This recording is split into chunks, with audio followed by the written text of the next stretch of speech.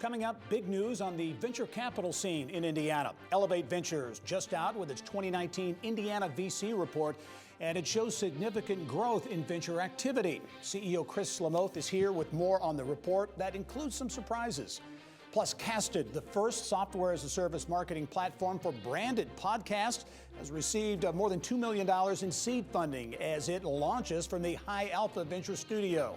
Casted's co-founder and CEO explains how her love of podcast and authentic conversation led to the startup. And I think we have a special responsibility, but we also have a special opportunity, a mechanism to try to reach young people and say, yes, you can.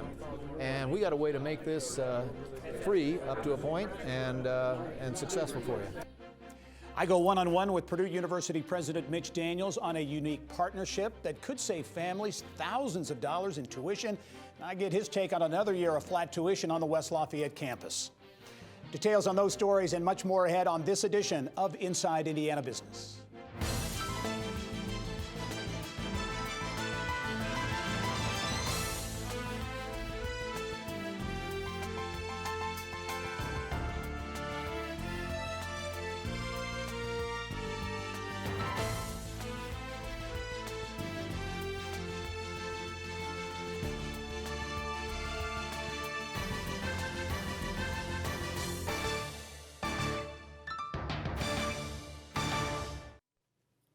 Hello and welcome to Inside Indiana Business. I'm Gary Dick. Indianapolis-based Elevate Ventures says 2019 was a record year for venture capital deals and investment in Indiana. The 2019 Indiana Venture Report shows that for the first time in a decade, Indiana saw more than 100 venture deals and more than $500 million in annual investment. With more on the record numbers, what they mean, and what's next, pleased to welcome back to the show CEO Chris Lamoth. Chris, is always welcome. Great to see you, Gary. Okay, I mentioned the numbers off the top. It was a record year, fourth straight year for record numbers. 2019, a good year. Yes, 2019 was a fantastic year. Elevate's been blessed to have, this is the fourth record year in a row. But the big story is the number of deals and the amount of dollars going into the deals in Indiana is on an upward trend. Talk about Elevate Ventures for those who don't know, and your profile at Elevate and your participation in the tech ecosystem. The economy has just skyrocketed in recent years. Talk about the model and what Elevate Ventures is all about. Yeah, Elevate Ventures invests 21 fund dollars that are set aside by the legislature to invest in startup and early stage companies in Indiana. So we have developed a number of key partnerships in key regions and cities around the state to build that ecosystem around innovation and entrepreneurship. We then invest in those companies. What I thought was a big takeaway from this too, not only last year, 2019, but your expectation that this year could potentially maybe be even 10% better than last year. Yes, it's interesting to determine whether we're on an upward trend. We think we are, and actually Elevate Ventures has set some pretty aggressive goals for 2020. And we're working closely. We're a co-investment fund, so we have a lot of partners around the state that co-invest with us in these deals. How important is that statewide participation? Because I know Elevate, again, has gone to regions all over the state of Indiana, really engaged from an investment standpoint and participation, if you will, standpoint. How important is that in growing that ecosystem? You know, the reality is I think that a fundamental pillar for most successful regions and communities around our state is going to be embracing innovation and entrepreneurship. It's critical. And so we're very passionate about taking that message out around the state and really building these ecosystems around the state that can lift these communities, lift young people toward innovation, entrepreneurism, and wealth creation. A lot of big name companies around Indiana, Kinsey Academy, Springbuk, Xylo, Carano, raising money last year. So a lot of big deals, but still, with all the improvement, Indiana still has a fair distance to go to really get competitive nationally. Yes, well, I think Indiana has an opportunity over the next decade. It might take longer than that to actually become a real player in the Midwest. But we've got a long way to go. When you take a look at the fact that Indiana last year, a record year, represented a less than 0.5, less than 0.5% of venture capital investment in our country, it tells you we've got a long way to go. The nice thing is, though, that we've got some momentum going. Yeah, and the momentum, you know, we report on it every week. But as you mentioned, some of the numbers, the Kaufman's state competitiveness ranking for new entrepreneurs fell actually to Yes. almost the bottom of the country. Yes, it's interesting because while we're moving up in a number of deals and number of investments, Indiana is still at the bottom. We're in the lower 10% of countries around, or states around the country in entrepreneurism, innovation, and we've got a long way to go. It is something that didn't happen overnight. It's not going to be solved overnight, but again, a lot of positive activity in that area. As you look going forward, Chris, as you mentioned earlier, you feel 2020 is going to be a good year, a better year. But what are some of the key initiatives that you are going to look to accomplish in 2020 and 2021 and beyond? You know, I think that one of the keys that we have to keep in mind is that no one company is capable of turning things around in Indiana, including Elevate. We've got a key role to play. But when you take a look at the partners that we depend on in order for us to be successful, it's incredible. It starts with a governor. So we have a governor in Eric Holcomb who is passionately behind innovation and entrepreneurship, and that's significant. We have a General Assembly that is putting money into the 21 fund that's being used to invest in startup and early stage companies. And then we have partnerships throughout the state that are actually getting behind this, investing in this, and then that's also followed up with a growing venture capital community that is investing with Elevate Ventures and being very prolific in what they're doing. The country are looking more and more at the Midwest, Indianapolis in particular, and say, hey, there's innovation going on here, so that can't be. That's exactly right. We're getting a lot more looks and a lot more attention from venture capital, private equity, and even family offices that are looking to Indiana for investment now. As always, some great perspective from Chris Lamote, the CEO at Elevate Ventures on the VC landscape in Indiana. Chris, as always, thanks. We'll talk to you soon. Delighted. Thank you. Well, also this week, a popular amusement park in Indiana for nearly a century, 94 years, closed its doors under the weight of financial obligations. The owners of Indiana Beach in Monticello were unsuccessful in finding buyers for the property and made the decision to shutter the park last Tuesday. Since 2015, the park has been owned and operated by California-based Apex Parks Group, which, according to WLFI-TV in Lafayette, also closed 3 additional amusement parks it owns. Next, how one Indianapolis SaaS marketing platform is cashing in on the exploding popularity of podcasts. I'll sit down with the co-founder and CEO of Casted. That's next.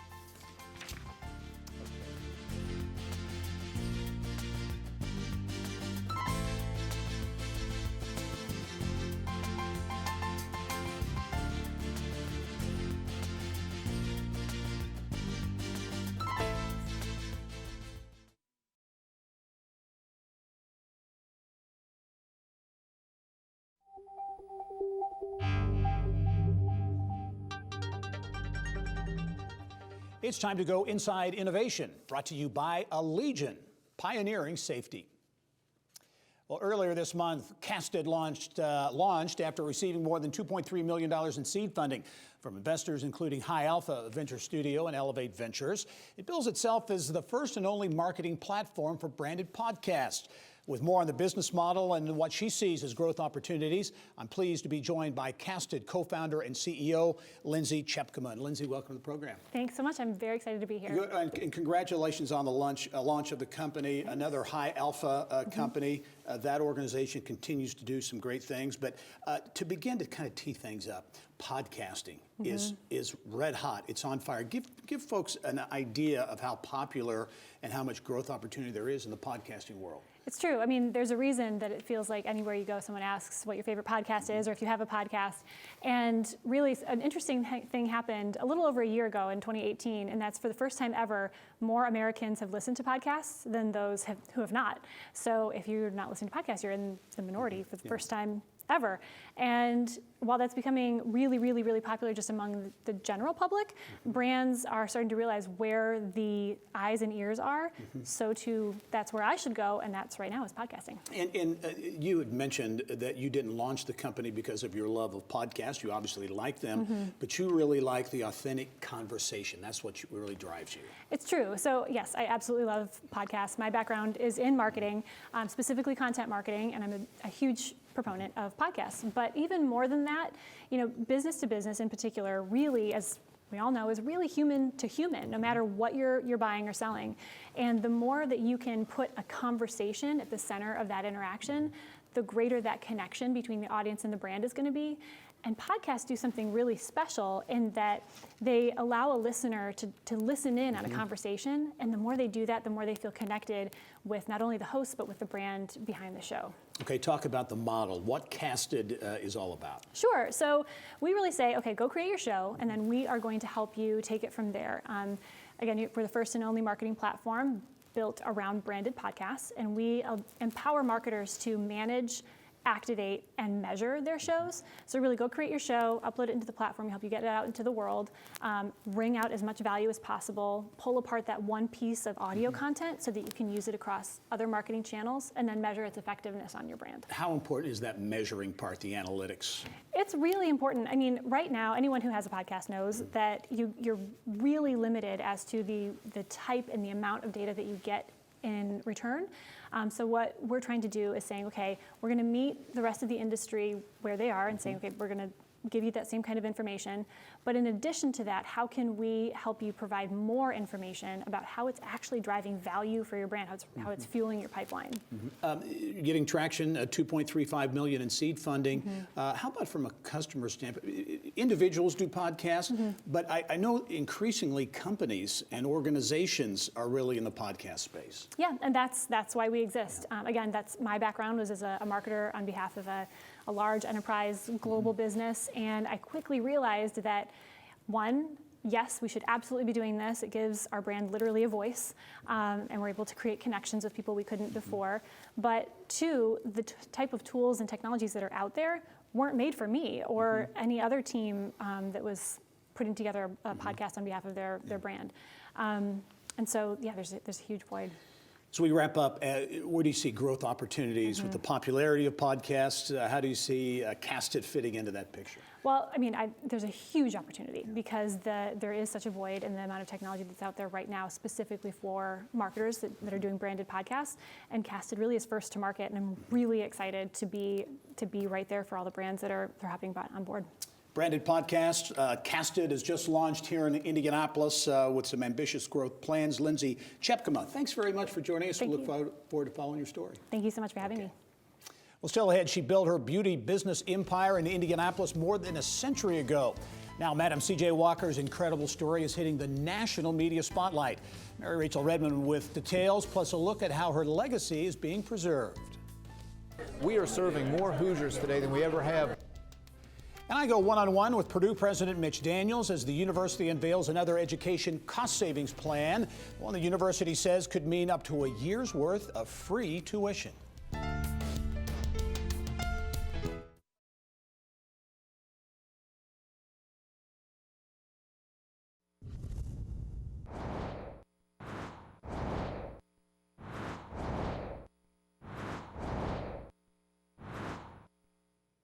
Here's what's making news now around Indiana. Well, mixed news regarding the state of steel in Indiana. The state continues to lead the nation in steel production, accounting for more than a quarter of the nation's output, most of that in Northwest Indiana. But there was more than a 7% decline in production last year. Indiana has led the nation in steel production since 1977. In Fort Wayne, Sweetwater Sound continues to grow. The online retailer of musical instruments and audio gear opened its new $52 million warehouse this week and has plans to break ground in July on a $31 million conference center. By this time next year, Sweetwater says it will invest in more than $100 million to expand its campus and improve operations. And a feather in the cap for the city of Alexandria. CNBC lists the Madison County community in its top 10 most affordable places to live in the U.S. Alexandria ranks number 8 on that list. The city's average annual mortgage payment was calculated to be about $3,300. Southern communities dominated the list, with Pecos, Texas coming in at number 1. Well, Purdue University is targeting students in rural Indiana with a new partnership with New York-based nonprofit Modern States Education Alliance. Purdue calls it a new role model for the nation, enabling students to earn up to a year's worth of college credits for free. Now, the Fast Start program will allow students to access Modern State's massive digital library and take online courses in the college-level examination program, CLEP, for free. The founders of Mid-States, Steve and Maureen Sherry Clinksey, are giving Purdue $1 million to cover the cost of 10,000 CLEP exam fees. CLEP exams allow incoming college students to show they have mastered an introductory college course instead of taking the class itself. All told, it could save families up to $21,000. Anyone in Indiana at any age can participate, but Purdue is especially interested in students from rural areas and those enrolled in inner city schools. Not enough Indiana kids are going to school, and a lot of them could succeed if they got there. Sometimes money's the obstacle. We're doing all we can to keep Purdue very affordable. Sometimes it's just a needless doubt on the part of the young person or their family that higher ed is for them. And so we are very intent on bringing this new pathway essentially up to a free freshman year. A student could pursue it while living at home, while working, even while still in high school. We are serving more Hoosiers today than we ever have, but there are so many more who ought to be at our school or somewhere like it. Well, the Commission endorses multiple ways to show learning and competency, and we know that this particular program will allow students to get credit and advanced standing at the institution. So I think it'll be important for all students. It's especially important for rural and urban students, and it's important for our 21st century scholars and our other scholarship students who actually, in order to receive the maximum amount of aid, need to stay on target to graduate on time. This helps do that. Well, news of the partnership with Modern States comes just days after Purdue announced a 9th consecutive year of flat tuition at its flagship West Lafayette campus. Yeah, you know, we at Purdue we say we want to help students who do need to borrow, but the best way is not to charge so darn much in the first place, and we're very intent on it. To us, it's a matter of what you prioritize. We do believe in putting students first. Sometimes I tell people who ask, well, we just solved the equation for zero. What would it take to stay at zero increase for one more year? And happily, we think we can see 2 years out and give that assurance. Elsewhere around Indiana this week, Rush County officials have announced some big plans to become completely digitally inclusive in 5 years. The Rush County Connect Broadband Task Force says the plan is to bridge the digital divide by integrating technology into the entire community. The plan includes goals to not only provide all residents and businesses with internet access, but also chart a course to leverage the technology to boost economic development. Organizers believe it will improve quality of life and also show that the county is ready for more economic development. Coming up next, an Indiana businesswoman way before her time. She would have been, I think, surely an Instagram girl. That's Lelia Bundles talking about her great-great-grandmother, Madam C.J. Walker, an Indianapolis entrepreneur who made a huge mark in the business world more than 100 years ago. More on her life and how Indianapolis is preserving her legacy.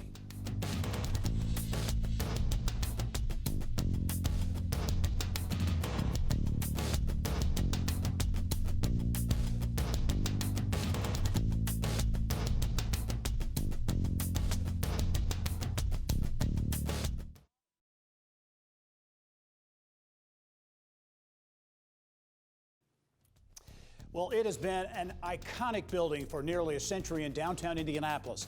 Just off Indiana Avenue, the Walker Theater is a monument to one of the city's and arguably the country's most successful female entrepreneurs of the 20th century. Inside Indiana business reporter Mary Rachel Redmond joins us now with more on efforts to further memorialize this entrepreneurial icon. Thanks, Gary. Over 100 years ago, Madam C.J. Walker chose Indianapolis to build her hair care empire. I had the opportunity to sit down with Madam Walker's great-great-granddaughter, Lelia Bundles, to talk about Madam's business savvy, why Indianapolis, and what her take would likely be on women in business today. Madam Walker was really about providing economic opportunity, economic independence for women. But first she found economic independence for herself. Walker famously said, "I got my start by giving myself a start." And that she did, going from an uneducated laundress living in Louisiana to becoming the first self-made female millionaire in America by creating a hair care line for Black women that ultimately brought her business to Indianapolis. So why did Madam Walker decide to invest in the Circle City over a century ago? She was really looking for a city that had a thriving black business community, and that was a place where she could ship her goods because she had primarily a mail order business. And when she visited Indianapolis, she met people like George Knox, who was the publisher of the Indianapolis Freeman, a black newspaper.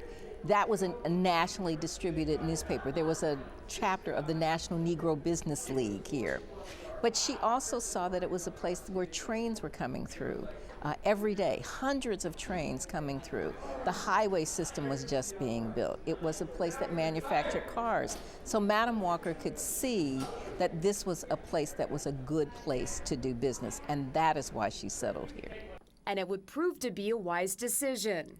At the time of Walker's death in 1919, her company was bringing in what today would equate to more than $3 million, while also providing life-changing employment for nearly 40,000 workers. She saw herself in the women who were her sales agents, and she saw they needed education and they needed economic independence. She helped to create generational wealth for African American families because they could educate their children and buy homes and invest in real estate. Walker's inspiring story is now the subject of the upcoming Netflix series Self-Made, starring Octavia Spencer. It's really wonderful that this Netflix series inspired by my book. So a Netflix series, like any Hollywood production, veers a bit from the actual story, but it does introduce a lot of people to a historical figure who they need to know about and who I think will inspire them. And then I'm hoping they will come visit Indianapolis, come to the Madam Walker Legacy Center, go to the Indiana Historical Society. So what would Madam C.J. Walker think of women in business today? She would be happy to see that there's so many women CEOs, more women millionaires than we can count. But I think she'd be frustrated that such a small percentage of venture capital goes to women. So she would say we have really come a long way. There's some really great milestones to look at, but we really still have a long way to go so that women are getting the same amount of investment and getting the same amount of support for their businesses. And to Alilio's point, currently just 2% of all venture capital dollars in the U.S. goes to women-owned businesses. And on another note, Gary, that Madam C.J. Walker Netflix biopic is set to premiere on March 20th. That is a great story, and great that the rest of the country will see a little bit more of that as well. Thanks, Mary Rachel. Absolutely. Well, up next, more cooking space means more meals for kids. The PATACHOU Foundation continues its mission of making healthy food for kids who live in food deserts. Now they have more room to do it, and we'll have more on the impact of the PATACHOU's new kitchen headquarters in this week's Business of Health segment with Kylie Valletta. Also ahead, the Goodwill Excel Centers is a lifeline for adults trying to earn a diploma and enter the workforce.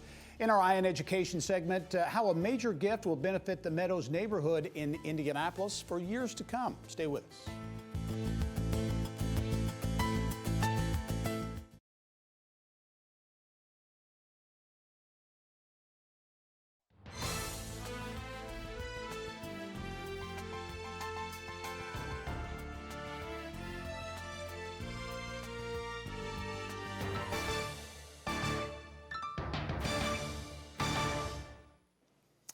Well, the PATACHOU Foundation is ramping up its effort to feed wholesome meals to Indianapolis kids who live in food deserts. The foundation, the charitable arm of the popular food empire in Indianapolis, created by local restaurateur Martha Hoover. Business of Health reporter Kylie Valletta has more. Kylie. Thank you very much, Gary. The PATACHOU Foundation opened its new kitchen headquarters in Indianapolis last month, and its centerpiece is a commercial-grade kitchen where, on a busy day, 400 dinners are made from scratch for kids who live in local food deserts. The new kitchen means the foundation can now prepare a larger number of meals than before, but more importantly, there's plenty of room to grow. Matthew Feltrop is Executive Director of the PATACHOU Foundation, and he joins me now to tell us more. Thanks for coming to the show. Thank you very much for having me. Congratulations on the new headquarters. Thank you. It's been a big project. Before we talk about the kitchen and what its new capabilities are, tell us first just a little bit about the PATACHOU Foundation and your big picture mission there. Absolutely. The PATACHOU Foundation started in 2013, as you all mentioned, and its core mission is to address a local issue that we have with childhood hunger. Unfortunately, 1 in 5 kids in our city is facing daily food insecurity, which means that they don't know where their next meal is coming from. And so we have this great opportunity to serve an after-school meal that's been scratch-made and delivered by volunteers and served to students to create a really healthy atmosphere around the dinner table. Right. And at the same time, we have a hands-on education program that we do with our students to teach them about new ingredients and to give them skills to make healthy snacks for themselves. And I know most of the kids are on free and reduced lunches. I love that this is a dinner time meal for when school is over and they're still hungry. That's right, and it's kind of incredible how many students are staying after school. You know, this school is the centerpiece of the community, and what we're able to do is partner with local schools and use that time to create community around the table and invite more people to share our table with us. So let's talk about the new kitchen headquarters and how it's really allowing the foundation to increase its impact. Absolutely. Since we opened the kitchen late fall last year, we've already increased our production by 10%. And as you mentioned, there's a lot of room to grow there. This kitchen is a almost 4,000 square foot building, and attached to it is our offices that we use for some meeting space, and also a coffee shop that we have opened, and that coffee shop allows us to create some revenue for the foundation and use the public-facing space where people can come in and get a great cup of coffee to support the mission of the foundation, and also eventually use it for a workforce development program. And you mentioned that your foundation wants to keep growing, obviously. You are capable of serving up to 10,000 meals per week. That's 5 times more than you're doing now. So what do you need to get there? What are the goals? You know, honestly, it's volunteers, and we also need resources. So I would encourage anyone who's interested in finding out about how they can make an impact with the PATACHOU Foundation to go to our website, thepatachouffoundation.org. They can sign up to volunteer.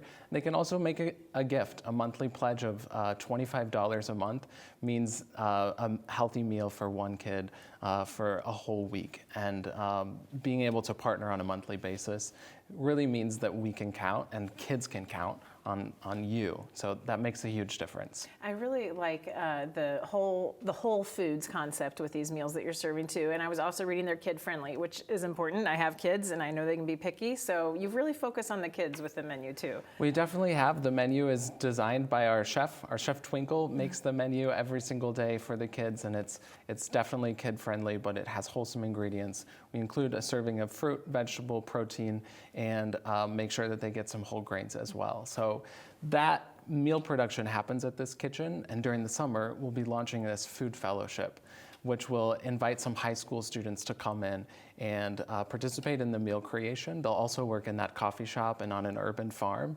And those students are going to have the opportunity to also get some soft skills around their own career desires, and we'll be working with them to pursue a dream, whether it's in the culinary field or another industry. And the kitchen headquarters is really making that food fellowship possible. We couldn't do it without this space, and the students who will come out of this program, we're piloting the program in the summer with 6 students, and those student fellows will get not just work experience, they will also have the opportunity to leave the program with a ServSafe certification, which is an industry-recognized certification for them to go out and get a living wage job. It's fantastic. Yeah. Well, thank you for coming and telling us about the program. Good luck as you keep moving forward. Absolutely. Thank you for having me. Sure, Gary. Back to you. All right, Kylie, thank you. Well, here is a staggering figure for you. According to the U.S. Census Bureau, some 460,000 working-age adults in Indiana don't have a high school diploma, which of course makes it difficult for them to find jobs. Goodwill Education Initiatives, through its Excel Centers, has been on a 10-year quest to reverse that trend. And it just got a huge boost to that to continue that mission. And in our Eye on Education segment this week, Goodwill of Central and Southern Indiana CEO and President Kent Kramer is here to explain what's behind that $1 million gift. And Kent, welcome to the program as always. Thanks for having me. We'll talk about the gift in a moment, but I think this is one of the true cool success stories, if you will, the Excel Centers. Talk about what they are. I know they're for adult age learners, but give us the model, if you will, for the Excel Centers. Yeah, Gary, like you said, there's 460,000 working age Hoosiers that don't have a high school diploma. We saw that and saw an opportunity to build a solution for them. And when we kind of peeled back who these folks were, we found individuals in their mid-20s that were trying to make their way and find their way towards work and education, and they kept coming across stumbling blocks. So these are individuals that have kids, mid-20s, trying to find a good job and just having difficulty. So those are the ones we target, and you know, the first one opened 10 years ago, and we had 300 seats, and 6 months into it, we had 2,000 on the waiting list. So we knew we were onto something. Knew you were onto something, and that was that first one. You have expanded not only here in Indiana, but around the country. Talk about the footprint of these Excel Centers. Yes, so we operate 15 here in central and southern Indiana, 6 in Marion County, but we've also, a few years back, started licensing the model to other Goodwills, and now there's 16 in 5 other states in the District of Columbia. Just received a huge gift, a boost to your efforts. Gene Zink and his family, a $1 million gift in the form of a building in the Meadows on the kind of the near northeast side of Indianapolis. Talk about the importance of that gift and what it will allow you to do. That gift has been a game changer. Because, you know, this is a bricks and mortar school. The kids, the students are in their seats and learning, and we have licensed teachers and daycare and life coaches in the Excel Center. So this is a 22,000 square foot building that we have leased off of Gene for 8.5 years now and paying rent. And he really believes, and his family believes in the mission.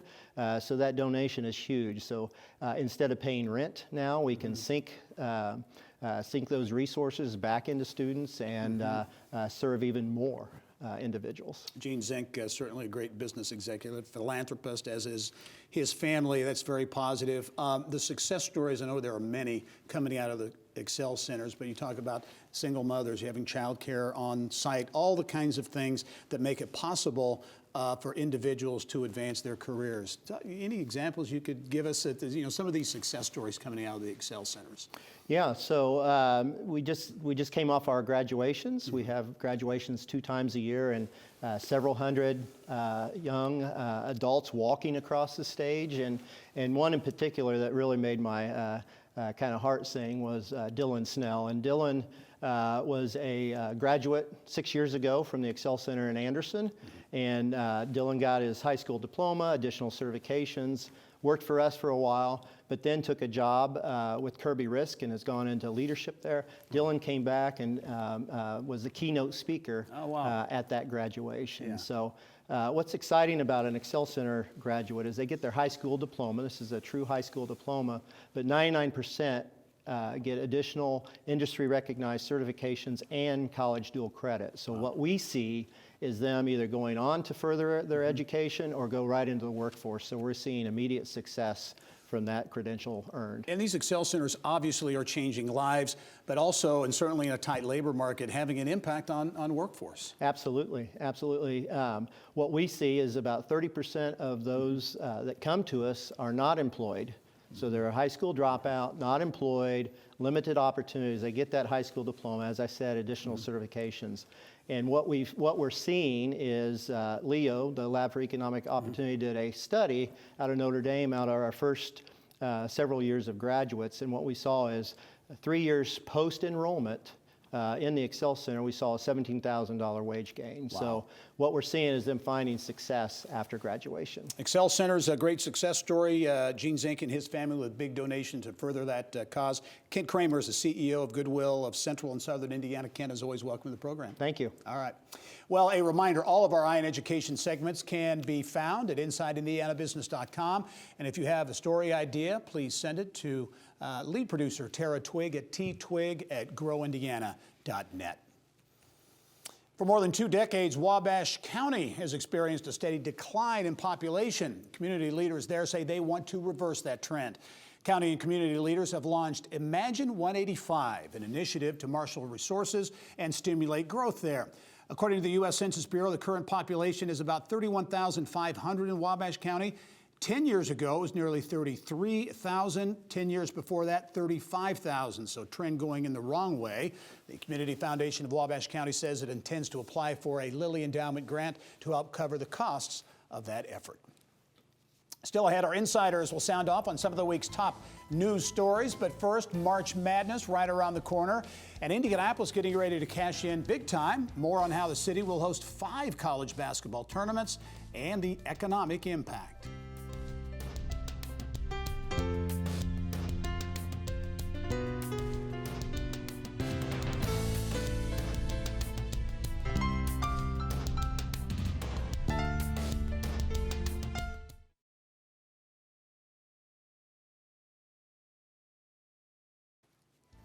Well, as we prepare for that annual basketball extravaganza known as March Madness, Indianapolis will be even more mad than usual. Bill Benner has more in this week's Inside Indiana Sports. Bill. Gary, thanks. Over a 3-week stretch in March, Indianapolis will host 5 tournaments and 3 different venues, with the Big Ten women's and men's tournaments coming to Bankers Life Fieldhouse, an NCAA regional at Lucas Oil Stadium, and the newcomer, the Horizon League women's and men's tournaments arriving at Indiana Farmers Coliseum at the State Fairgrounds.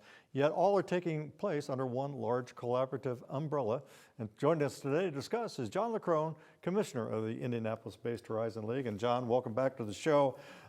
This will, again, incredible time in Indiana for basketball as we welcome all this action, in addition to the IHSAA tournaments and Pacers schedule. It's going to be crazy. It's going to be unbelievable, Bill. For a first time in a long time, you have our tournament, you have the women's Big Ten tournament, the men's Big Ten tournament, we have high school basketball, Pacer basketball, and then we have the regional here in town. So I can't think of a more exciting March, and we are just extraordinarily happy to have our event out at the fairgrounds at the Indiana Farmers Coliseum. A long time coming to get back to our hometown here in Indy. And as we mentioned, again, none of these events are taking apart from one another. You're trying to, again, come one, come all, under a kind of a common theme. Yeah, well, we decided that, you know, March is basketball.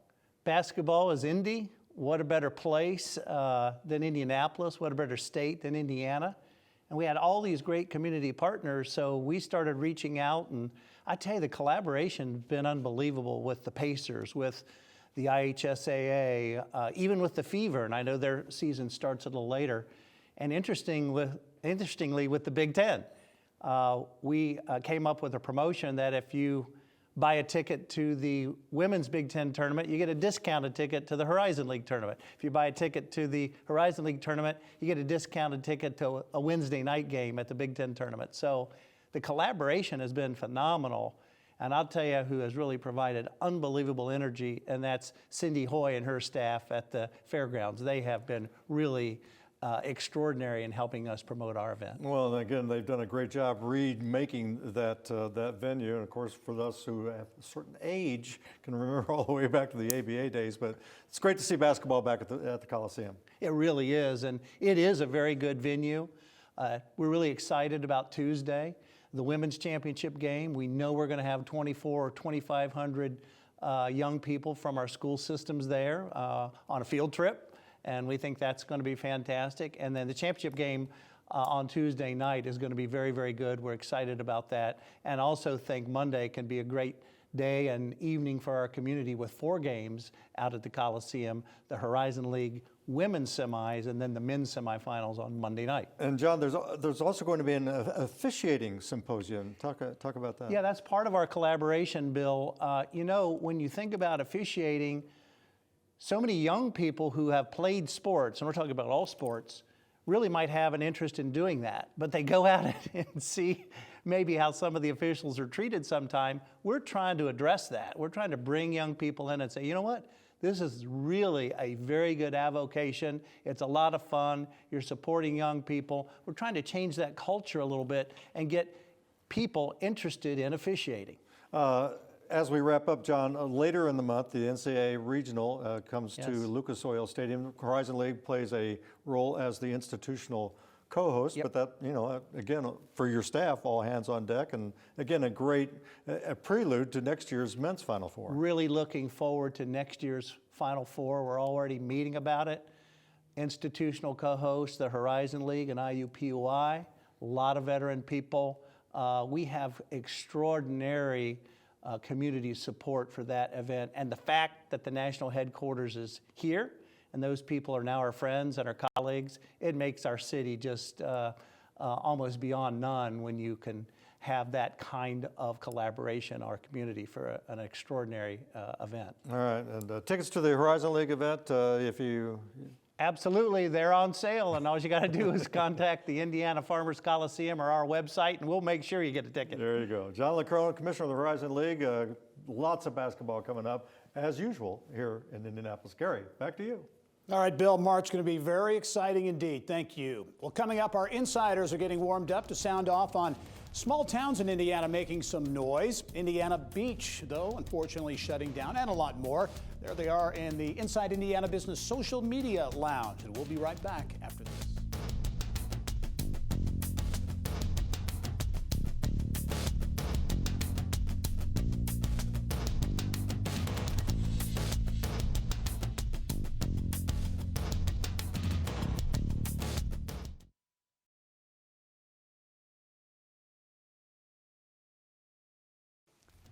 Well, each week, a group of insiders joins me to offer perspective on some of the week's top stories. This week, sounding off on several small Indiana towns making some noise. Plus, Indiana's venture capital scene is improving, but there are some question marks. And Indiana Beach closes after some 94 years in business. Joining me this week on The Insiders, Veteran Strategies President and CEO Robert Vane. Also, Indy Chamber Chief Policy Officer Mark Fisher.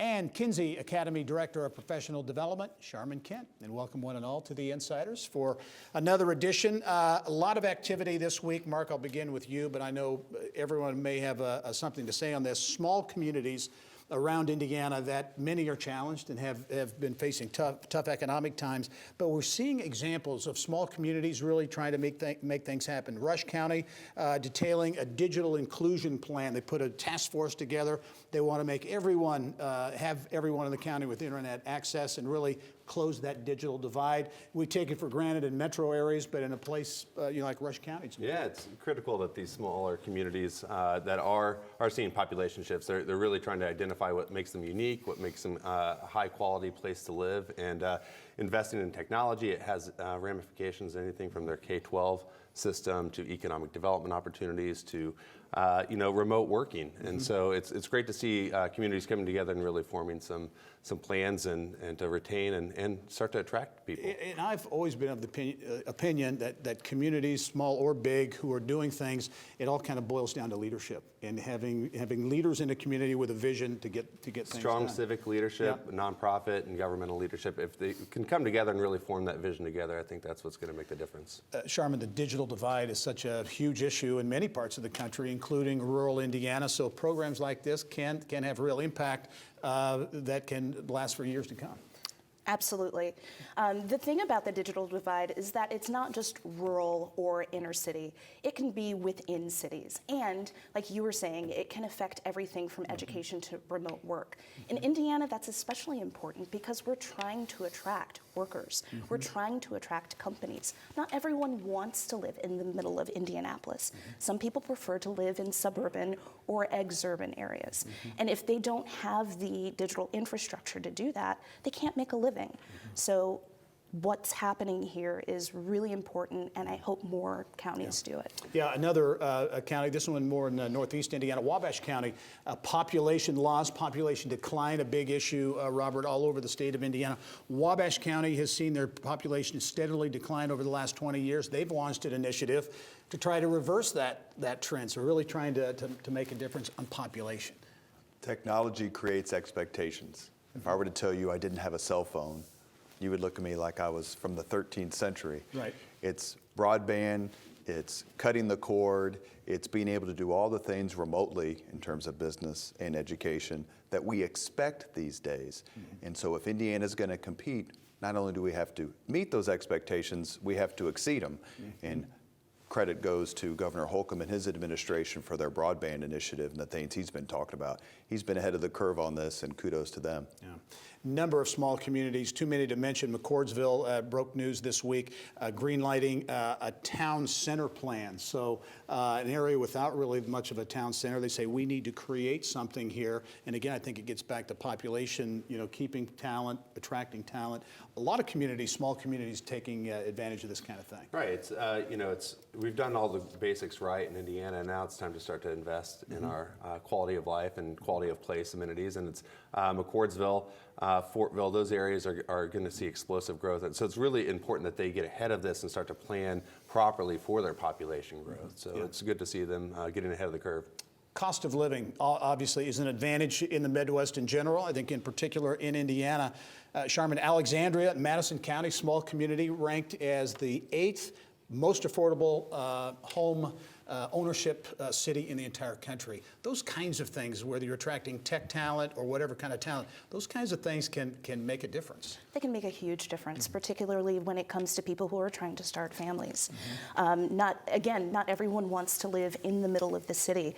One of the reasons a lot of my friends and I, or a lot of my colleagues and I, live in the suburbs is because it's affordable, the schools are great, and you pretty much have whatever you need. Cost of living can make or break business, and it is incredibly important. Yeah, you mentioned schools and education, and Kinsey Academy is a really great success story. Raised a lot of money this year, and they're doing some things, but that education piece, having options and different kinds of options for education, how does that fit into the quality of place, quality of life equation? Not everybody has the same opportunities. Not everyone goes to the same kinds of high schools. Not every high school has the same kinds of programs. So if you can distribute incredible content, incredible teaching, incredible alternative opportunities across everything, then you give people chances that they may not have had before. And they don't have to move or uproot their lives to do it. Yeah. Robert, talking about kind of an old school story this week, Indiana Beach in Monticello, White County, Indiana, been around for almost 100 years, 94 years, and a lot of people were shocked. We got a lot of activity on our website on this story. Indiana Beach announcing it would close, or it already has closed after 94 years, so a bit of history and heritage in Indiana kind of going by the wayside. Those are the things that kind of make you shake your head. You wonder why. You're not critical of them because you don't really know the backstory so much, but Hoosiers are sentimental people. We're nostalgic people. We love our history, and we love to get together. And as someone asked me about it a couple of days ago, I said, as long as bakery's staying open, because that's really what I care about. Very good. I like the way you think, Robert.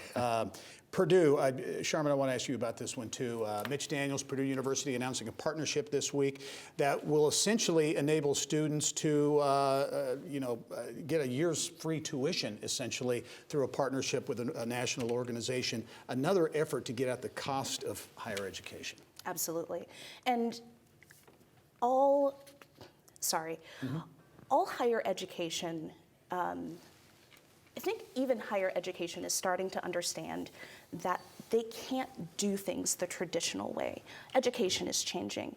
The average student age is changing. That means that the traditional student is not 19, 20, 22 years old. They may have a family. They may have a mortgage to pay. So in order to make sure that all students have the same opportunities, this is great.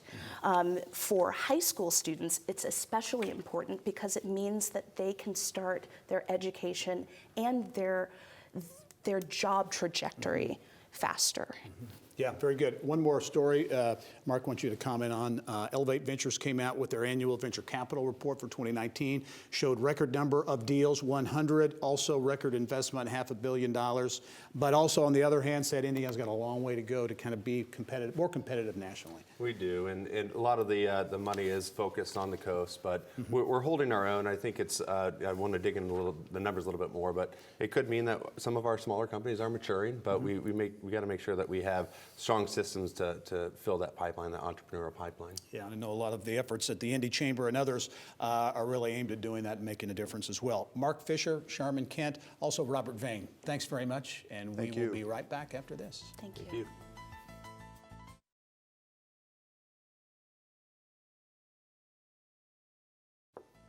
Coming up next week, a South Bend-based audio hardware startup is reshaping the sound we hear when it comes to speakers. The core technology behind speakers hasn't changed for decades, leaving the door open for companies like Resonado. And we'll learn about their disruptive technology. Also, more opportunities coming for disabled veterans to participate in adaptive sports at the Rehabilitation Hospital of Indiana. We'll show you how a big grant could change hundreds of lives. Thanks for joining us this week. I'm Gary Dick. Go out and make it a successful week.